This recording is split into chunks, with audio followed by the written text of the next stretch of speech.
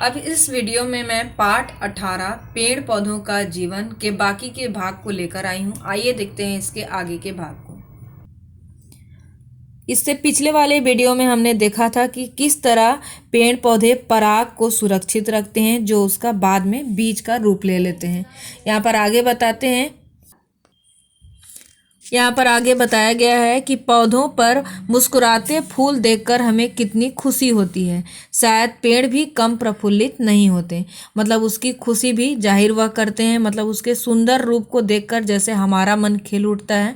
वह बताते हैं कि पेड़ भी बहुत जब खुश होते हैं तो वह सुंदर सुंदर फूल के रूप में दिखने लगते हैं।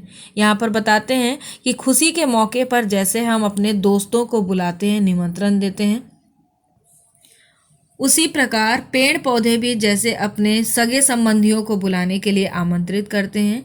यहाँ पर वह फूल बताया जाता है, मतलब जगदीश चंद्र बसु बताते हैं कि फूलों में बहार छाने पर पेड़ पौधे भी अपने बंधु और बांधुओं को, मतलब सगे संबंधियों को आमंत्रित करते हैं। कहाँ हो मेरे बंधु, ऐसे मतलब उनके इस रूप को देखकर जैसे जगदीश चंद्र बसु हमें बता रहे हैं कि जैसे फूल पुकार कर कहते हैं, मेरे बांधव आज मेरे घर आओ। यदि रास्ता भटक जाओ, कहीं घर पहचान नहीं सको, इसलिए रंग बिरंगे फूलों के निशान लगा रहे हैं। मतलब वह बताते हैं कि जब फूल मतलब बहुत खूबसूरत रंग में खिले हुए होते हैं तो ऐसा लगता है जैसे वो दूसरे को आकर्षित कर रहे हैं, दूसरे को बुला रहे हैं। वह बताते हैं कि मधुमक्खी व तितलियों के साथ पौधों की चिरकाल से घनिष्ठता है, मतलब लंबे समय से इन दोनों का संबंध रहा है। वे दल बल सहित, मतलब वह अपने दल के साथ में फूलों पर आते हैं, उसके पराग को लेते हैं और वह फिर चले जाते हैं। कुछ जो छोटे छोटे कीड़े मकोड़े होते हैं वह दिन के समय नहीं आ पाते, क्योंकि उसको पशु पक्षियों से डर होता है कि शायद वह उसे नुकसान पहुंचा जाए, इसलिए वह रात में निकलते हैं और उसे पहचानने में, फूलों के पास आने में कोई दिक्कत ना हो, इसलिए फूल अपने सुंदर सुंदर सुगंध छोड़ते हैं, जिससे वह उनके आने का, इसके फूलों के पास आने का पता चलता है। वह बताते हैं कि पेड़ अपने फूलों में शहद का संचय करके रखते हैं और मधुमक्खी और तितली बड़े चाव से मधुपान करते हैं, मतलब उनका पराग को ग्रहण करते हैं। मधुमक्खी के आगमन से पौधों का भी उपकार होता है। तुम लोगों ने फूल व पराग कण देखे होंगे।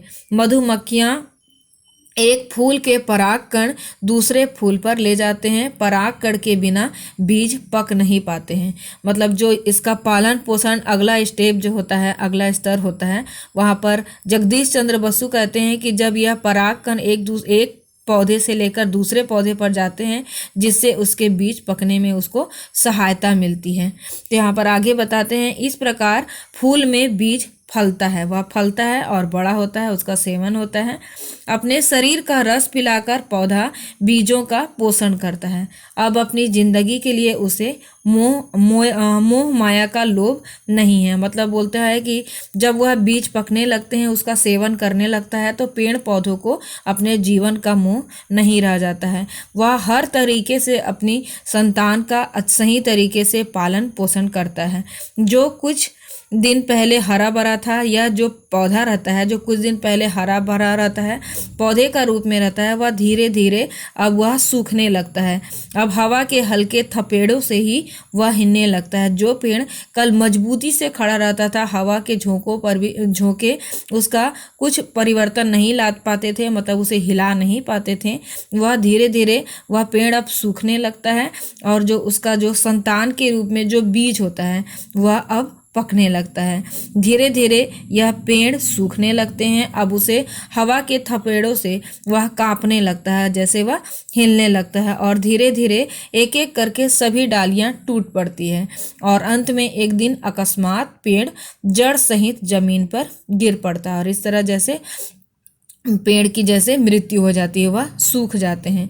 इस तरह संतान के लिए अपना जीवन न्यौछावर करके वृक्ष वृक्ष समाप्त हो जाता है। इस तरह वह अपने बच्चे का सेवन पालन पोषण करके वह दूसरे पौधे के लिए उसे तैयार करता है और खुद अपना जीवन वह गंवा बैठता है।